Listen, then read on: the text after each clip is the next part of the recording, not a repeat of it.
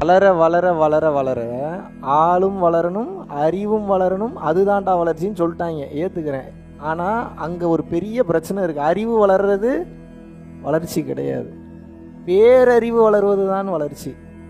அறிவு என்பது குறுகிய அறிவு, படித்து படித்து மனப்பாடம் பண்ணி வைக்கிறது, 4 பேர் சொல்கிறத கேட்டு வைக்கிறது, இதுக்கு பேர் அறிவு. இது 4 பேருக்கு பில்டப் பண்ணுறதுக்கு உதவும், நம்ம பெரிய ஆளுன்னு காமிச்சுக்கிறதுக்கு உதவும். ஆனால் உண்மையான அறிவு என்பது என்ன அறிவு அப்படின்னு வந்து கேட்டிங்கன்னா பேரறிவு.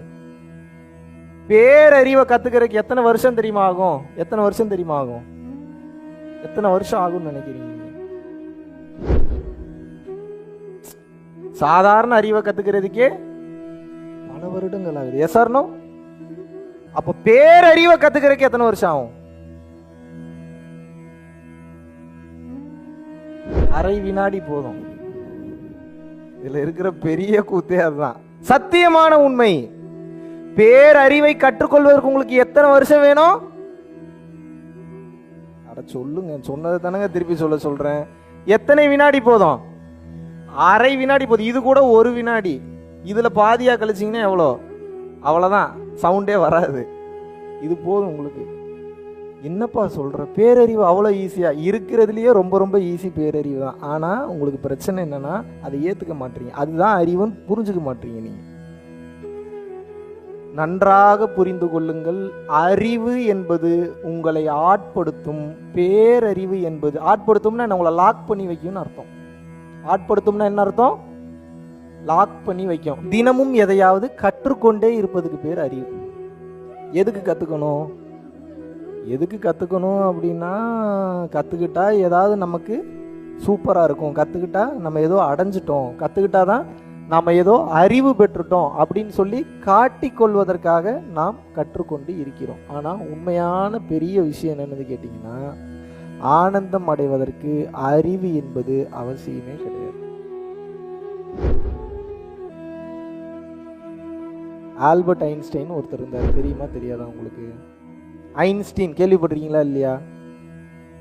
S, E = mc². இப்போ வரைக்கும் எனக்கு அதுக்கு அர்த்தம் தெரியாது. நான் சந்தோஷமாக தானே இருக்கேன்.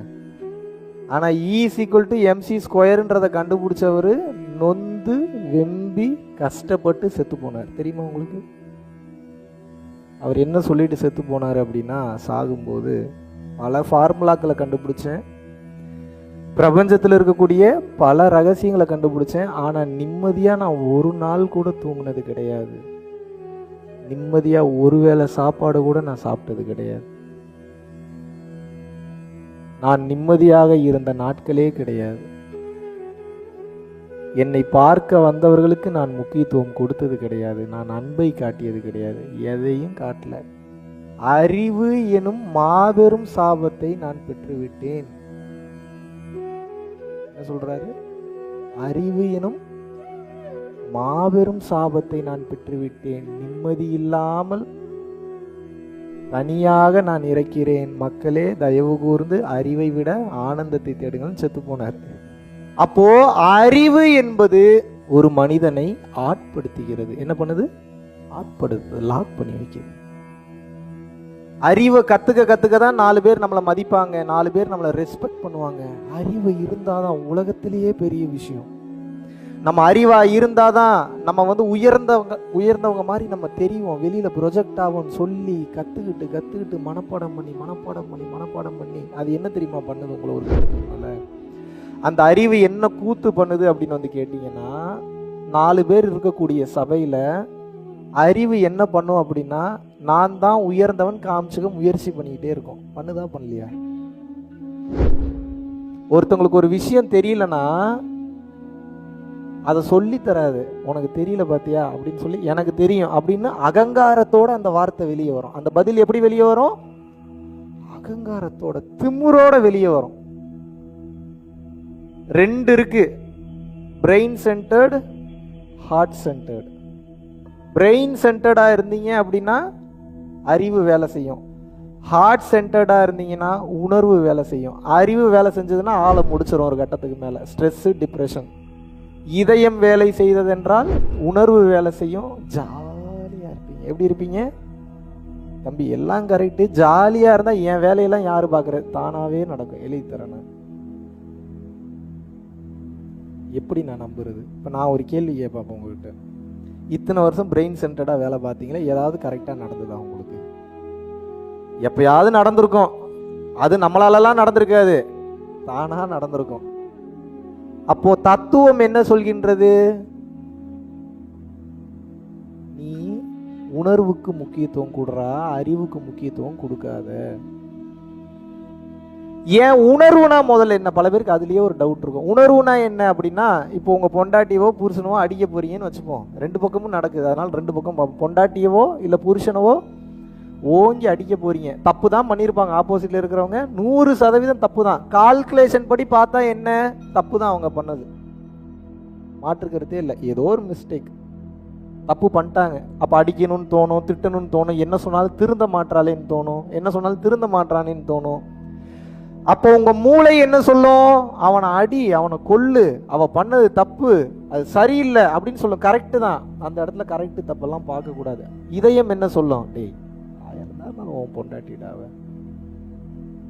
1000 தான் இருந்தாலும் உன் புருஷன்டாவ, பாவம் அவளே மாற முடியாம தவிக்கிறா, கொஞ்சம் கொஞ்சமா தானே மாத்திப்பா, ஏன் அவசரப்படுற, அடிக்காத, வலிக்கும்ல அவளுக்கும் அப்படின்னு எது சொல்லும்? இதயம் சொல்லும். இப்போ இதயத்துக்கும் மூளைக்கும் நடக்கக்கூடிய இந்த போட்டி தான் உங்களுக்கு வாழ்க்கையாவே போயிட்டு இருக்கு. இதுல யார் இறைவனை பார்ப்பாங்க அப்படின்னா, எவன் ஒருவன் இதயம் சொல்வதை கேட்கின்றானோ அவன் இறைவனை பார்த்து விடுகிறான். ஆனா இது கஷ்டம். ஏன் கஷ்டம் அப்படின்னா, இதயம் சொல்வதை நம்மால் தைரியமாக கேட்க முடியாது. ஏன் முடியாது? ஏன் முடியாதுன்னா, அதுக்கு ரொம்ப பெரிய தைரியம் வேணும், மிகப்பெரிய தைரியம் வேணும். கொஞ்ச நெஞ்ச தைரியம்லாம் இல்லை, எவ்வளவு பெரிய தைரியம் வேணும்? மிகப்பெரிய தைரியம், மிகப்பெரிய தைரியம். ஏன்? அது என்ன? இதயம் சொல்வதை கேட்பதற்கு ஏன் எனக்கு மிகப்பெரிய தைரியம் வேணும்? யோசிச்சிருக்கீங்களா என்னைக்காவது? இதயம் தானங்க சொல்லுது, அதை சொல்றதை கேட்க எப்படிங்க தைரியம் வேணும் அப்படின்னா, உங்ககிட்டயே வெறும் 50 ரூபா தான் இருக்கும். ஒரு எக்ஸாம்பிளுக்கு சொல்றேன், உங்க பர்ஸ்ல எவ்வளவு இருக்கு? வெறும் 50 ரூபா தான் இருக்கும். சுத்தமாக முடியல, சாப்பாட்டுக்கே காசு இல்லைங்கன்னு ஒருத்தங்க வந்து நிற்கிறாங்க. உங்கள் மூளை கால்குலேட் பண்ணும், இவன் திருடுறான், இவன் பொய் சொல்கிறான், இவன் கை கால் நல்லா தான் இருக்குது, உழைச்சி சாப்பிட்லாம்லன்னு எது சொல்லுது? மூளை சொல்லுது. இதயம் என்ன சொல்லுது? டேய், 50 ரூபா தான் நான் கொடுக்குறேன், உன் சொத்தவே தான் எழுதி கொடுக்குறேன், நீ போயிட்டு போகிறான்டா, விட்றா, 50 ரூபாயை தூக்கி விட்றா அப்படின்னு எது சொல்லுது? என்கிட்டயே 50 ரூபா தான் இருக்கு, நீ எது சொல்லுது? மூளை சொல்லுது. இதயம் என்ன சொல்லுது? நீ குடுறா, பாவண்டா, அவன் உனக்காவது பார்த்துக்க அம்மா இருக்கான், அப்பா இருக்கான், அவன் ரோட்ல இருக்கான்டா, நீ எது சொல்லுது? இதயம் சொல்லுது. மறுபடியும் மூளை என்ன சொல்லுது? அறிவு கட்ட முட்டா பையிலே 50 ரூபா போச்சுன்னா தீந்துரும், உனக்கு அறிவு இல்லையான்னு எது சொல்லுது? இதயம் என்ன சொல்லுது? போனா போய் தொலையுது, 50 ரூபா உனக்கு வரும்னு எது சொல்லுது? இப்ப நீ எதை கேட்பீங்கன்னு நினைக்கிறீங்க? தெரிஞ்சு போச்சா உங்களுக்கு பிரச்சனை எங்கன்னு? எனக்கே ஆரம்பத்துல கஷ்டமா தான் இருந்தது. மூளை சொல்றதையே நானும் கேட்டு கேட்டு தான் வாழ்ந்துட்டு வந்தேன். மூளை சொல்றதுதான் உண்மைன்னு நினைச்சேன். நமக்கு நம்மளே எதிரி, நமக்கு நம்மளே hero. I am a hero, I am a villain. இப்போ என்னன்னு வந்து கேட்டிங்கன்னா, மூளை சொல்வதை கொஞ்சம் கொஞ்சமாக நிறுத்திவிட்டு இதயம் சொல்வதை கொஞ்சம் கொஞ்சமாக அதிகப்படுத்தணும். எடுத்தோடனே ஜாஸ்தி படுத்த முடியாது, பயம் ரொம்ப ஜாஸ்தியாகும். எல்லாம் போயிருமோ, நானே கம்மியாக தானே சம்பாரிச்சு வச்சுருக்கேன், எனக்கே வழி இல்லையே, என்னை யார் டேக் கேர் பண்ணிப்பா, ஐயோ பயமாக இருக்கே, ஐயோ கஷ்டமாக இருக்கேன்னு சொல்லி மூளை உங்களை பயம்படுத்திக்கிட்டே இருக்கும். மூளை மனதோடு சம்மந்தப்பட்டது, இதயம் இறைவனோடு சம்மந்தப்பட்டது. இறைவன் கொடுறாம்மா, மூளை என்ன சொல்லும்? கொடுக்காதுன்னு சொல்லும். அப்போ எந்த ஒரு மனிதன் மூளை சொல்வதை கொஞ்சம் கொஞ்சமாக நிறுத்திவிட்டு இதயம் சொல்வதற்கு கொஞ்சம் கொஞ்சமா முக்கியத்துவம் கொடுத்துக்கிட்டே வர ஆரம்பிக்கிறானோ அவனுக்கு ஞானம் வந்துருச்சு.